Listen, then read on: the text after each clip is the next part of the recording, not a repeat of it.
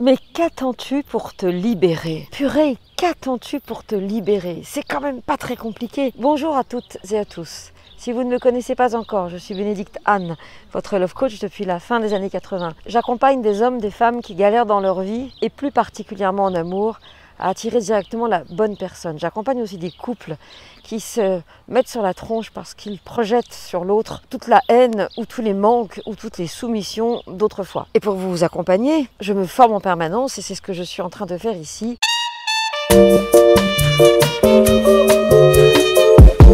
Mais qu'attends-tu pour te libérer? Tu as aujourd'hui un tas d'outils qu'il n'y avait pas il y a 20-30 ans.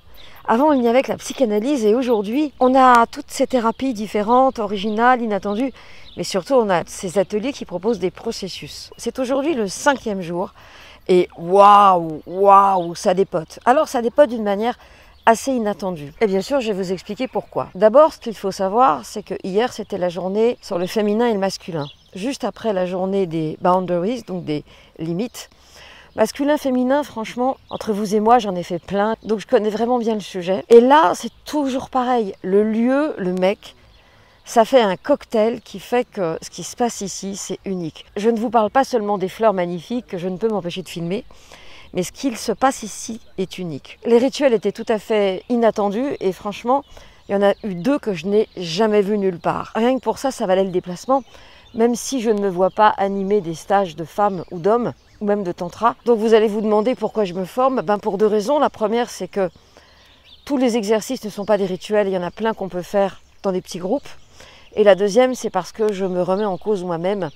Et c'est tout l'intérêt de ce type de formation, c'est d'être à la fois quelqu'un qui regarde de l'extérieur, sans concession. Je peux vous dire que je ne suis pas du genre à être complaisante quand je suis dans un stage. Et hier soir, on a eu évidemment l'apogée. Je pensais que c'était le plus haut point, le point culminant, mais ça fait déjà 2 ou 3 fois que j'ai l'impression d'avoir atteint le point culminant. Et chaque jour, c'est encore plus intense. Donc hier soir, j'étais dedans, j'ai quand même joué le jeu, mais franchement, je me suis forcée un peu.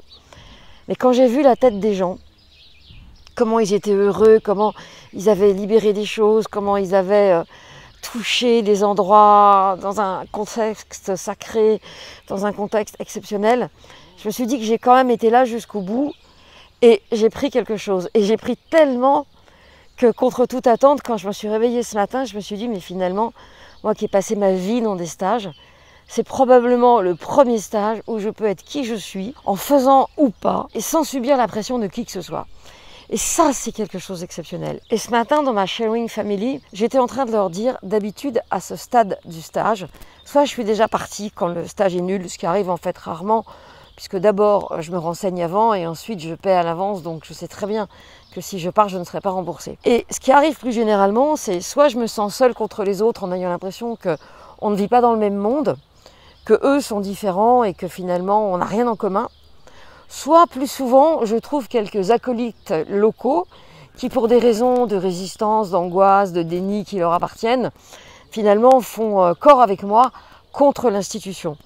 Ce qui fait que je passe mon énergie à me demander si je me barre ou si je ne me barre pas, s'ils vont essayer de me coincer quelque part, comment je peux faire pour ne pas me faire abuser. J'ai forcément l'impression qu'ils veulent ma reddition parce qu'effectivement, je n'ai pas inventé tout ça. Je me souviens d'un stage. Ne me demandez pas qui parce que je ne vais pas faire la gossip. Mais si un jour vous m'appelez en me demandant qu'est-ce que tu penses de ce stage de tantra, je hurlerai surtout pas. Et dans ce stage, ils m'ont obligée à faire quelque chose que je ne voulais pas faire. Mais on a le droit de respecter son besoin, son envie. Et finalement, ils m'ont sorti du groupe, ils m'ont demandé de poser ma tête par terre. Je me serais crue dans une cellule du Parti communiste dans les années 50.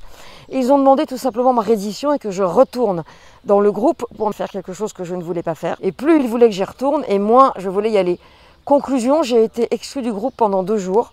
Mais je peux vous dire, c'est que j'en voyais pas mal de monde dans ce stage. Et quand j'ai vu de quoi ils étaient capables, j'ai dit, oulala, plus jamais. Cette histoire de parano et de rapport de force et de reddition dans les stages, c'est pas un truc que j'invente. Des histoires d'abus, j'en ai vu plein, aussi bien en ce qui concerne les autres, qu'on a obligé à faire des choses qu'ils ne voulaient pas faire ou qu'elles ne voulaient pas faire, qu'en ce qui me concerne. Et là, vraiment, si je me permets d'insister lourdement sur le sujet, c'est parce que Il n'y a absolument pas ce genre de pression ici. Toutes les personnes que j'ai rencontrées m'ont dit « Tu vas voir, il y a une pression dingue du groupe, on te demande rien, mais le groupe, nanana. » Mais le groupe, il est hyper cool. Et d'ailleurs, je ne suis pas la seule qui parfois dit « Ah non, mais ça, c'est pas possible, mais même pas en rêve. » Après, je trouve une solution pour m'accommoder.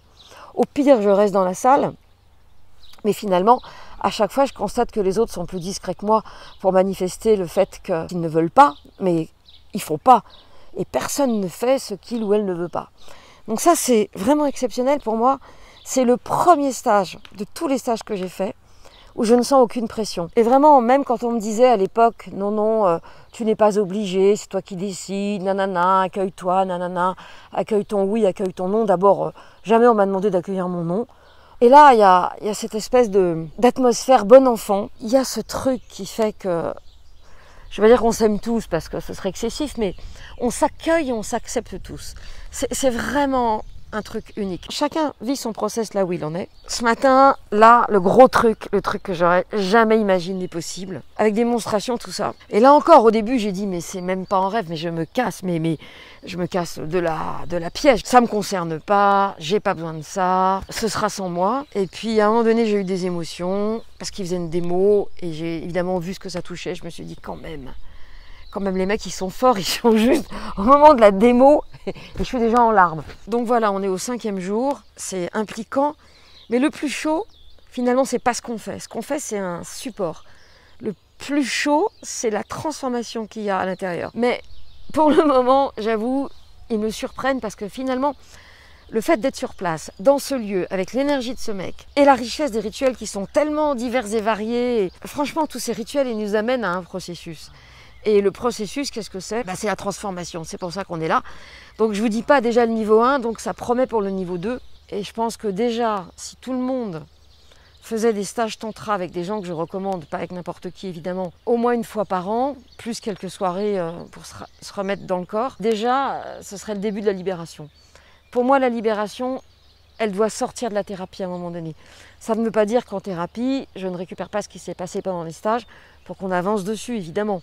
Et ce qui est vraiment important, c'est que si vous voulez vous libérer, mais bougez-vous, sortez de votre zone de confort, je vous en prie, je vous en supplie, faites quelque chose pour vous parce que personne d'autre le fera pour vous que vous-même. Merci d'avoir regardé cette vidéo jusqu'au bout, merci de la liker si elle vous a plu, de la partager si vous pensez qu'elle peut aider des personnes de votre environnement. Et à très vite pour une nouvelle vidéo ou un nouvel audio, généralement chaque mardi et chaque vendredi.